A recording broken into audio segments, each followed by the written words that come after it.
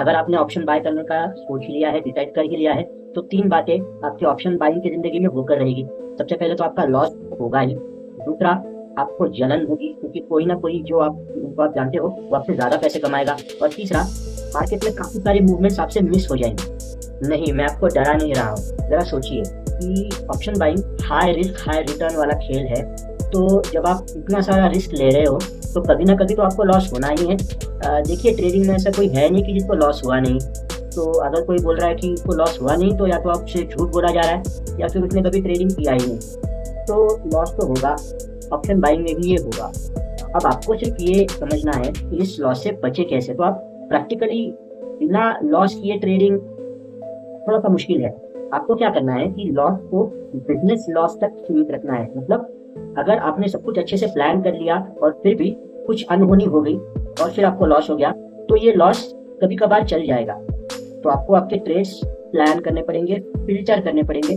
जो ट्रेड्स आपके प्लान के मुताबिक है या फिर जिसमें रिस्क रिवॉर्ड सबसे ज़्यादा दिख रहा है, उन्हीं ट्रेड्स को आपको ऑप्शन बाइंग में लेना है। बाकी सारे ट्रेड को आप बाजू में रखो। आपको एक बात बताऊं, मुझे लगभग रोज ऐसे लोग मिलते हैं कि जो ये दावा करते हैं कि वो बहुत सारे पैसे कमा रहे हैं ऑप्शन बाइंग से, और कभी कभी वो जो आंकड़े बताते हैं तो वो मुझसे भी ज़्यादा पैसे कमा रहे होते हैं। तो ठीक है, तो क्या इससे मैं बुरा ट्रेडर बन गया?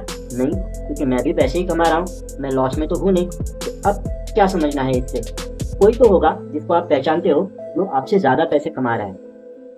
ये बुरी बात तो नहीं है, वो अपने हिसाब से ट्रेडिंग कर रहे हैं, अपने हिसाब से पैसे कमा रहे हैं। आपको सिर्फ ये देखना है कि आपको कंपैरिजन के ट्रैप में नहीं फंसना है। आपको इसलिए ज़्यादा ट्रेडिंग नहीं करना है, इसलिए एग्रेसिव ट्रेडिंग नहीं करना है क्योंकि आप उनको ओवरटेक करना चाहते हो। नहीं, ये गलत बात है। आपको आपके टारगेट के ऊपर फोकस करना है। आपके रिक्वायरमेंट अगर अचीव हो रही है, फाइनेंशियल रिक्वायरमेंट ट्रेडिंग के थ्रू, ऑप्शन बाइंग के थ्रू, तो आप बढ़िया कर रहे हो। अब मार्केट में तो मूवमेंट हो रही है ना कंटिन्यूस। मार्केट तो 9:15 से 3:30 बजे तक चलता रहेगा। मूवमेंट तो होती रहेगी ऊपर नीचे। कभी 100 पॉइंट इधर, कभी 100 पॉइंट उधर इंडेक्स होगा, कभी 2-4% ऊपर नीचे स्टॉप होगा। बाद में देखने के बाद ऐसा लगेगा कि मैंने यहाँ पे अगर कॉल बाय किया होता या पुट बाय किया होता तो मुझे कितना सारा प्रॉफिट हो गया होता। और ऐसी गारंटी है कि काफ़ी सारी मूवमेंट्स आपसे मिस होने वाली है। तो क्या ध्यान रखना है, इसका सोल्यूशन क्या है? तो सबसे पहले याद रखिए कि मार्केट में घूमने वाला हर पैसा आपकी जेब में नहीं आ सकता है, और ऐसा सोचना भी इम्प्रैक्टिकल है।